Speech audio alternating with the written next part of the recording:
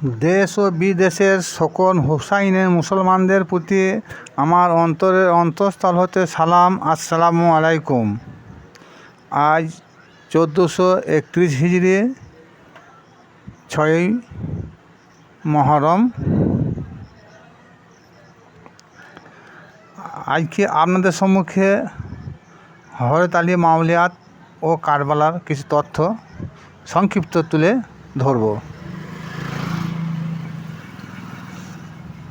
হুজুর পাক সাল্লাল্লাহু তাআলা আলাইহি সাল্লাম তিনার জীবদ্দশায় গাদিরে খম নামে একটা জায়গায় ভাষণদানে তিনি বলেছিলেন, মান কুনতু মাওলা ফাহাজা আলী উন মাওলা। এটা হচ্ছে হাদিস তিরমিজি শরীফ এবং মিশকাত শরীফেও উল্লেখ আছে। অর্থ, নবী পাক সাল্লাল্লাহু তাআলা আলাইহি সাল্লাম বলেন, আমি যাদের মাওলা, আলীও তাদের মাওলা।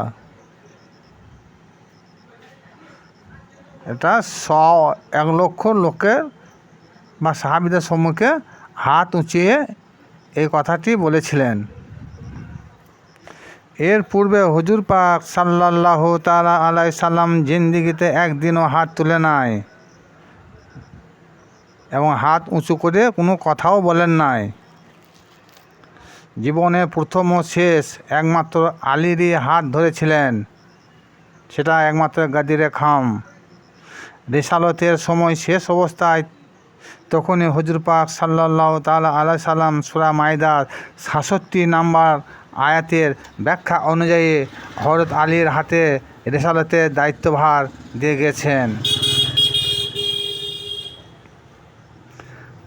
আল্লাহ বলেন, হে রসুল, তোমার রবের পক্ষ থেকে তোমার উপর যাহা নাজেল করা হইয়াছে তাহা যদি তুমি পৌঁছে না দাও, আমি আল্লাহ জানব তুমি রিসালত পালন করনি।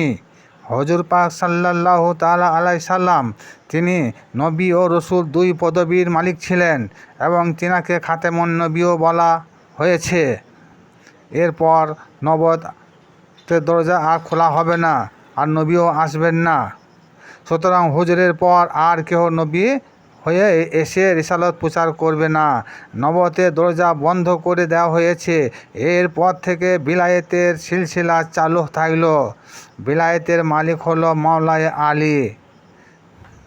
তার জন্যে হুজুর পাক সাল্লাল্লাহু তাআলা আলাইহি সাল্লাম বলেন, হে আমার সাহাবীগণ, হে আমার সাথীগণ, আমি যাদের মাওলা আছি, আমার অবর্তমানে পরবর্তীকালে হযরত আলীও তাদের মাওলা হবে।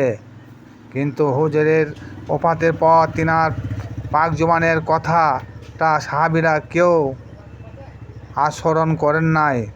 সেদিন কি গাদিরে খমে আবু বকর, উসমান, উমর এরা কি ছিল না?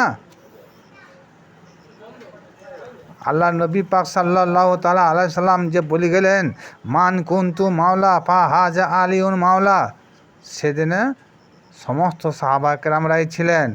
কিন্তু হযরত আলী, উসমান, ওমর এনারা কি বলে যে আমরা জলিল কদর সাহাবী? কিছু আলেম তেনারা প্রচার করেও থাকেন।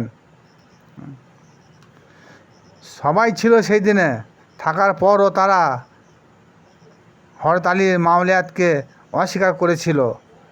একদিকে হুজুরের লাশ মোবারক পড়ে আছে, অপর দিকে উসমান, উমর, আবু বকর তিনজনের মধ্যে মসনদের কে বসবে এই নিয়ে তাদের মিটিং চলতেছিল। 3 দিনব্যাপী হুজুরের লাশ মোবারকের কথা চিন্তা না করে মসনদের বসার জন্য তারা পাগল হয়েছিল। অবশেষে মাওলা আলী জোরপূর্বক হুজুরের লাশকে দাফন করলেন। 3-4 জন সাহাবী মিলে দাফনের কাজ সমাধান করলেন। জানাজা তিনার হয় নাই এবং দাফনের সময় উসমান, ওমর, বকর এরা কেউ সামিল হয়নি। তাদের লক্ষ্য ছিল মসনদ আর মসনদ।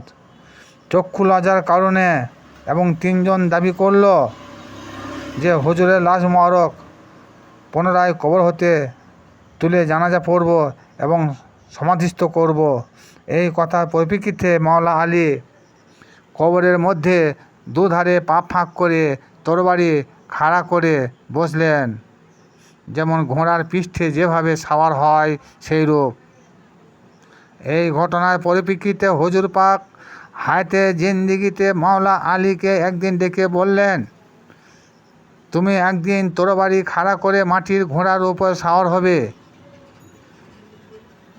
এটা একটা ভালো করে শুনবেন, এই কথাটা আশা করি অধিকাংশ লোক খুব কমই শুনেছেন। মাওলা আলী তখন হুজুর পাক সাল্লাল্লাহু তাআলা আলাইহি সাল্লামকে জিজ্ঞাসা করলেন, সেদিন আপনি কোথায় থাকবেন যেদিনে আমি মাটির ঘোড়ার উপরে চড়ব? আলীর কথার জবাবে হুজুর বললেন, সেদিন আমি দুনিয়ায় থাকব না। হুজুর পাক সাল্লাল্লাহু তাআলা আলাইহি সাল্লাম জানতেন যে আমি যখন দেহত্যাগ করব সেদিন আবু বকর, উসমান, ওমর এরা আমার দাফনের সময় থাকবে না। পরে লাশ মোবারক তুলে তারা জানাজার এবং সমাধিস্থ করার ব্যবস্থা নেবে। সেই মতো অবস্থায় মাওলা আলী ঘোড়ার ন্যায় মাটির কবরে বসবে। এটাই হলো মাটির ঘোড়ার রহস্য। তৎকালীন যুগে উমাইয়া রাজবংশের শাসনকালে আলেম ওলামাদের জোরপূর্বক যা খুশি তারা লেখা করিয়েছে, তাহাতে আলেম মোহাম্মদের সম্মান অনেক ব্যাঘাত ঘটিয়েছে এবং বেশিরভাগ সাহাবীরা যারা জলিল কদর সাহাবী নামে পরিচিত তারাও নবী বংশের উপর অনেক দুর্ব্যবহার করেছে। সেসব কথা বর্তমান আলেমগণ জেনেও তারা জানে না, ধামাচাপা দিয়ে ঢাকিয়া রাখিয়াছে। ইহাতে মহানবীর কিছু বয়ে যায় না। স্বয়ং আল্লাহ যার মদদগার কারবালার ময়দানে দুরাচার বেঈমান এজিদের সহিত সহিত যে কারবালার হোসেন আলাইহিস সালামের যুদ্ধ হয়েছিল সেটা ছিল হকের সহিত বাতিলের যুদ্ধ। অপরদিকে বিলায়েতের মর্যাদা রক্ষার জন্য ইমাম হোসেন আলাইহিস সালাম হলেন বিলায়েতের যিনি সম্রাট মাওলা আলী তিনারই শাহজাদা। হুজুর পাক সাল্লাল্লাহু তাআলা আলাইহি সাল্লাম ছিলেন রিসালতের সম্রাট। ইমাম হোসেন আলাইহিস সালাম যখন সদ্যজাত শিশু তখন মায়ের দুগ্ধ পান করেন নাই এবং দুনিয়ার আলোর মুখ তাকিয়ে দেখেন নাই। সেই মতো অবস্থায় হুজুরের নিকট সংবাদ পৌঁছাইল। সঙ্গে সঙ্গে হুজুর ফাতেমার ঘরে প্রবেশ করলেন। প্রবেশ করার মাত্রই শিশু সন্তান ইমাম হোসেন আলাইহিস সালামকে কোলে তুলে আপন জিহ্বা মোবারক ইমাম হোসেন আলাইহিস সালামের মুখে পুশ করিয়ে দিয়েছিলেন। তখন শিশু সন্তান ইমাম হোসেন আলাইহিস সালাম মায়ের স্তনের দুগ্ধের ন্যায় চুষছেন আর হুজুরের নোয়ানি চেহারা মোবারকের প্রতি প্রথম দৃষ্টি করে বলছেন, নানাজান, দিনে ইসলামের উপর একটা কালো দাগ পড়বে একদিন। শিশু সন্তানের কথায় হুজুর পাক অবাক হয়ে ভাবতে লাগলেন।